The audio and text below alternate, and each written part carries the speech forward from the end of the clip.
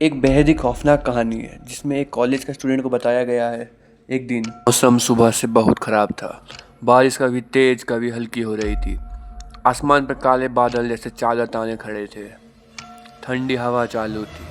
College के hostel की खिड़की से बारिश को देखते हुए अंकित को अपना गांव की बहुत याद आ रही थी। सामने एक बड़ा सा पीपल का पेड़ था। बारिश में भीगता हुआ बिना हिले उस पेड़ को देखकर उसे अपना गांव की पीपल पेड़ की याद आ गई।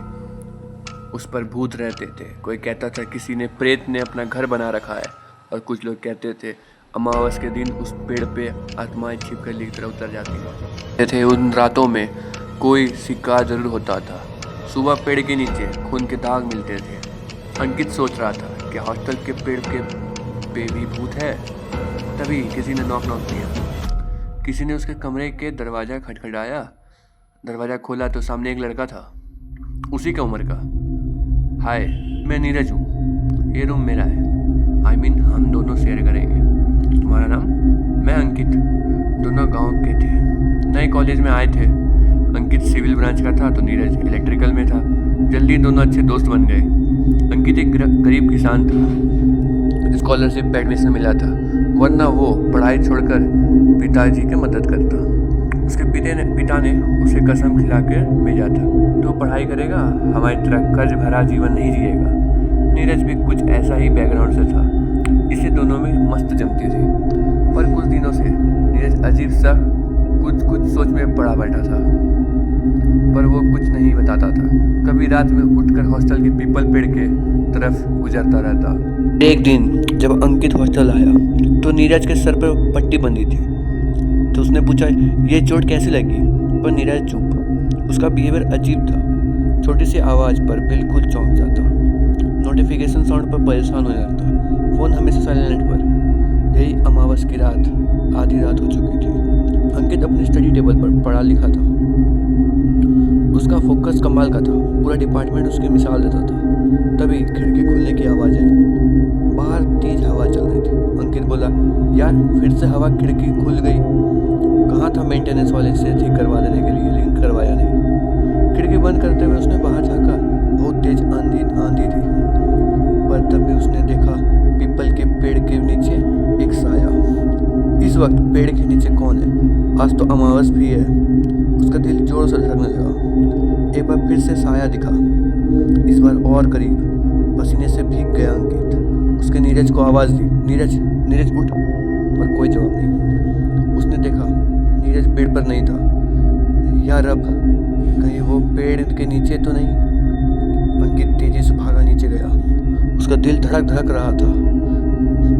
पेड़ के पास जाके देखता है तो नीरज पेड़ के नीचे बैठा मंत्र जाप कर रहा है। उसके आसपास सफ़ेद रंग का घेरा बना हुआ है। आगे एक छोटा सा हवन कुंड था और नीरज बोल रहा था, हे बुरी आत्मा मेरे पास आओ, हे पीपल के प्रेत मेरे पास आओ।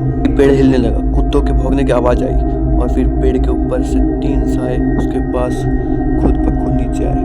काले कपड़ों में लिपटे हुए, उनके मुंह से खून टपक रहा था। हाथ में मांस का टुकड़ा जैसे किसी भैंस का हिस्सा। उसकी शक्ल देखकर नीरज को खून जम गया। वो चिल्लाना चाहता था पर आवाज़ नहीं निकली। वो 3 साए उसकी तरफ बढ़ने लगे। तभी अंकित पेड़ के नीचे से आ गया।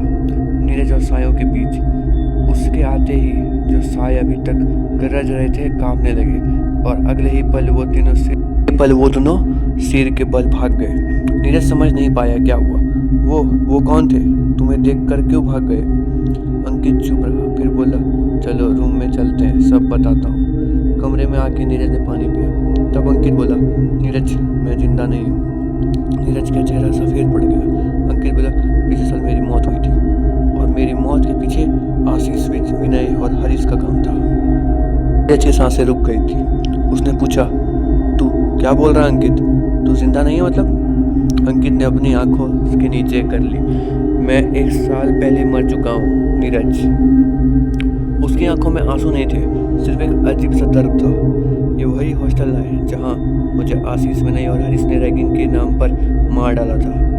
नीरज सर पकड़ के बैठ गया। लेकिन कैसे? अंकित ने कहानी शुरू किया। उस दिन हॉस्टल में नए स्टूडेंट आए थे। उन सीरियस ने मुझे बुलाया, बोला, बता तुझे गाना आता है? मैंने बोला, थोड़ा बहुत। उन्होंने बोला, अच्छा अब सबके सामने चिकनी चमेली गा कर सुना। मैंने मना कर दिया पर उन्होंने मुझे जोर से धक्का दिया। वो लोग बोलने लगे कि मेरी रैगिंग मांगनी पड़ेगी, ये कॉलेज के रूल तोड़ रहे है तू। मैं भागकर हॉस्टल के पीछे गया जहाँ पर पीपल का पेड़ था। आसिफ ने पीछे से मुझे पकड़ लिया। विनय ने थप्पड़ मारा और चिल्लाया, अब बोल, गाना नहीं गाएगा? फिर उन्होंने मुझे उस पेड़ से उल्टा लटका दिया। मैं चीख रहा था बहुत जोर जोर से, पर कोई नहीं सुनने वाला। बारिश हो रही थी, बिजली चमक रही थी। तभी हरीश बोला, अब बोल, भूत आ गया क्या? और नेक्स्ट मोमेंट पेड़ की टहनी से टूट गई और मैं सीधा नीचे पर गिर गया। मेरे सर से खून निकलने लगा। वो लोग घबरा के भाग गए वहाँ से और मुझे वहीं छोड़कर भागे। सुबह मेरी लाश मिली और कॉलेज ने सब कुछ एक्सीडेंट बताकर छुपा दिया। नीरज के आंसू रुक नहीं रहे थे। उसने पूछा, फिर तू मेरे पास क्यों आया? अंकित ने कहा, मैं तुझे नुकसान पहुंचाने नहीं आया नीरज, मैं बस एक दोस्त चाहिए था जिसे मैं अपनी कहानी सुना सकूं। पर अब वक्त आ गया है, मुझे अपना बदला लेना है। नीरज ने डर के बोला, बदला कैसे? अंकित ने मुस्कुराया, बस देखते जा। अगली रात हॉस्टल के 3 कमरे बंद थे। रूम 204, 205, 206, जहाँ वो 3 सीनियर रहते थे। रात के 12 बज रहे थे।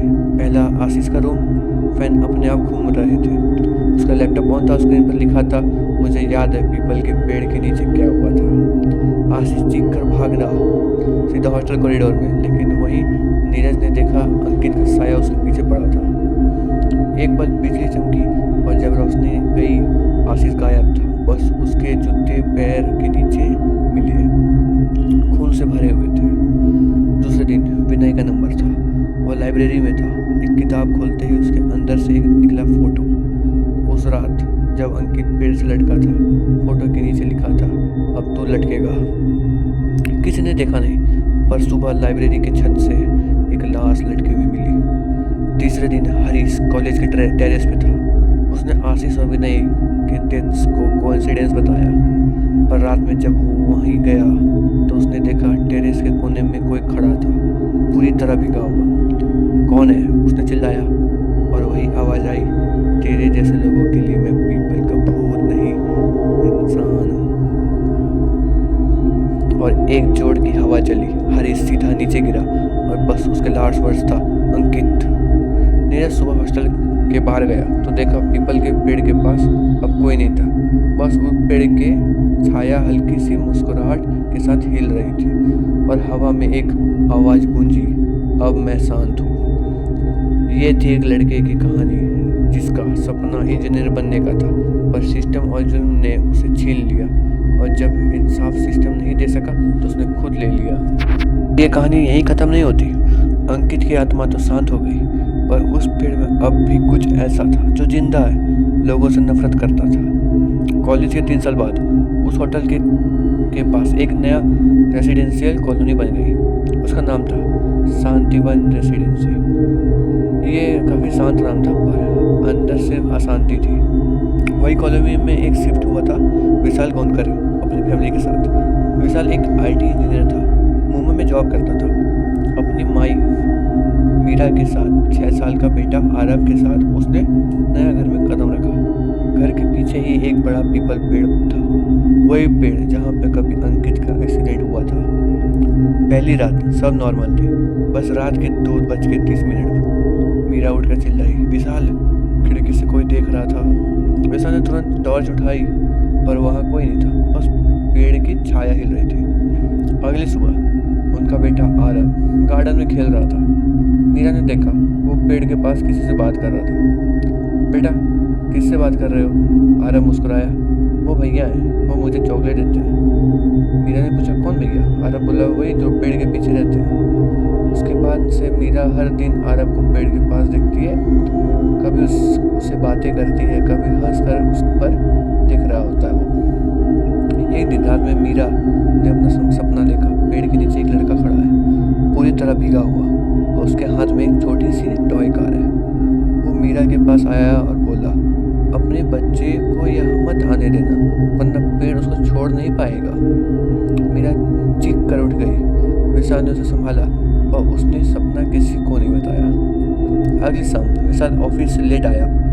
घर में अंधेरा था। उसने देखा मीरा ड्राइंग रूम में खड़ी थी, एकदम पूरी शांत। और आरव कहीं नहीं था। मीरा, आरव कहाँ है? उसने धीरे से कहा। वो पेड़ के पास गया है, उसके भैया ने बुलाया है। विशाल तुरंत बाहर दौड़ा। बारिश हो रही थी, हवा तेज थी। पेड़ के नीचे गया। आरव वहाँ था, किसी ने इनविजिबल आदमी से बातें कर रहा था। विशाल चिल्लाया, आरव वहाँ से दूर आओ। आरव बोला, नहीं पापा, भैया कहते हैं मुझे उनके साथ जाना चाहिए। उसने देखा पेड़ के पीछे एक शैडो निकल कर आरव के पास आई। उस शैडो के हाथ में वही टॉय कार थी। विशाल ने जोर जोर से आरव को पकड़ा और खींच लिया। उसने देखा पेड़ के नीचे मिट्टी में लिखा था, मुझे इंसाफ मिला पर पेड़ अब भी प्यासा है। एक पल में बिजली चमकी और पेड़ के ऊपर से कुछ काले परिंदे उड़कर चले गए। विशाल ने आरव को गौड़ मोड़ लिया और घर भाग गया। अगले दिन सुबह कॉलोनी के लोगों ने देखा वो पीपल का पेड़ जल गया था। पता नहीं किसने आग लगाई। बस उसके कदमों में एक फोटो मिली अंकित की, जो स्माइल कर रहा था और नीचे लिखा था, अब मैं और कोई बच्चा नहीं लूँगा। उस दिन के बाद से शांतिवन कॉलोनी में कभी कोई अजीब घटना नहीं हुई, पर लोग आज भी कहते हैं रात के समय जब हवा तेज चलती है तो पेड़ का राख राख के सिर्फ राख नहीं रहता, एक बच्चे की हंसी सुनाई देती है और एक आवाज़ गूंजती है जैसे कि मैं अब अकेला नहीं हूँ। ये थी पीपल की पेड़ की स्टोरी, जो दूसरे पार्ट में एक कहानी जिसमें बदला भी था और एक माँ का डर भी। वीडियो पसंद आया तो लाइक कर दो, सब्सक्राइब कर दो और शेयर कर दो गाइस।